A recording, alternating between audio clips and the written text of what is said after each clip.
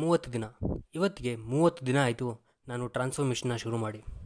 ಇದು ನನ್ನ 30 ದಿನದ ಪ್ರೋಗ್ರೆಸ್ ರಿಪೋರ್ಟ್.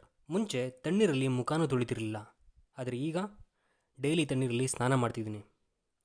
ಮುಂಚೆ 10 ಪುಷಪ್ ಮಾಡೋಕ್ಕೆ ಸುಸ್ತಾಗ್ತಿತ್ತು, ಈಗ 25 ಪುಷಪ್ ಆರಾಮಾಗಿ ಮಾಡ್ತೀನಿ. ಮುಂಚೆ ವರ್ಕೌಟ್ ಅಂದರೆ ಯಾವನ್ ಮಾಡ್ತಾನೆ ಅಂತಿದ್ದೆ, ಈಗ ಡೈಲಿ 100 ಸಿಟಪ್ ಮಾಡ್ತಿದ್ದೀನಿ. ಮುಂಚೆ ಸಣ್ಣ ಪುಟ್ಟ ವಿಷಯಕ್ಕೂ ಬೇಜಾರಾಗ್ತಿದ್ದೆ, ಕೋಪ ಮಾಡ್ಕೊಳ್ತಿದ್ದೆ, ಗಿವ್ ಅಪ್ ಮಾಡ್ತಿದ್ದೆ. ಆದರೆ 30 ದಿನದಲ್ಲಿ ಸುಮಾರು ದಿನ ಅನಿಸಿದೆ, ಯಾಕೆ ಮಾಡ್ತಿದ್ದೀನಿ ಇದೆಲ್ಲ, ಒಂದಿನ ವರ್ಕೌಟ್ ಮಾಡಲಿಲ್ಲ ಅಂದರೆ ಏನಾಗಲ್ಲ ಅಂತ. ಬಟ್ ಆದರೂ ಗಿವ್ ಅಪ್ ಮಾಡಲಿಲ್ಲ. 30 ದಿನದಿಂದ ಡೈಲಿ ಒಂದು ವೀಡಿಯೋ ಮಾಡಿ ಅಪ್ಲೋಡ್ ಮಾಡ್ತಿದ್ದೀನಿ. ಎಷ್ಟು ಜನ ನೋಡಿದ್ರು, ಲೈಕ್ ಮಾಡಿದ್ರು, ಶೇರ್ ಮಾಡಿದ್ರು, ಇದ್ರ ಬಗ್ಗೆ ಯೋಚನೆ ಮಾಡಿದೆ, ಬೇಜಾರಾಗಿದೆ. ಈಗ ಇದೇ ಕನ್ಸಿಸ್ಟೆನ್ಸಿನ ಇನ್ನೊಂದು ಲೆವೆಲ್ಗೆ ತೊಗೊಂಡೋಗ್ಬೇಕು ಅಂತ 2ನೇ ಚಾಪ್ಟರ್ನ ಶುರು ಮಾಡ್ತಾ ಇದ್ದೀನಿ.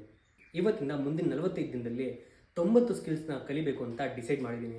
ಇದರಲ್ಲಿ ಪ್ರತಿದಿನ ಒಂದು ಫಿಸಿಕಲ್ ಸ್ಕಿಲ್ ಆಗಿದ್ರೆ, ಇನ್ನೊಂದು ನಮ್ಮ ದೈನಂದಿನ ಜೀವನದಲ್ಲಿ ಹೆಲ್ಪ್ ಆಗುವಂಥ ಒಂದು ಸ್ಕಿಲ್ ಆಗಿರುತ್ತೆ. ಬನ್ನಿ ಹಾಗಾದರೆ ಇನ್ಯಾಕ್ತರ ಜೈ ಬಜರಂಗ್ ಬಲಿ ಅಂತ ನನ್ನ 2ನೇ ಚಾಪ್ಟರ್ನ ಶುರು ಮಾಡೋಣ. ಅದಕ್ಕಿಂತ ಮುಂಚೆ ನೀವೇನಾದರೂ ಈ ವಿಡಿಯೋ ನೋಡ್ತಾ ಇದ್ದೀರಾ ಅಂದರೆ ನನಗೆ ನಿಮ್ಮ ಸಪೋರ್ಟ್ನ ತುಂಬಾ ಅವಶ್ಯಕತೆ ಇದೆ. ಈ ವಿಡಿಯೋಗೆ ಒಂದು ಲೈಕ್ ಮಾಡಿ, ಹಾಗೆ ನನ್ನನ್ನು ಫಾಲೋ ಮಾಡಿ ನಿಮ್ಮ ಸಪೋರ್ಟ್ನ ತೋರಿಸಿ.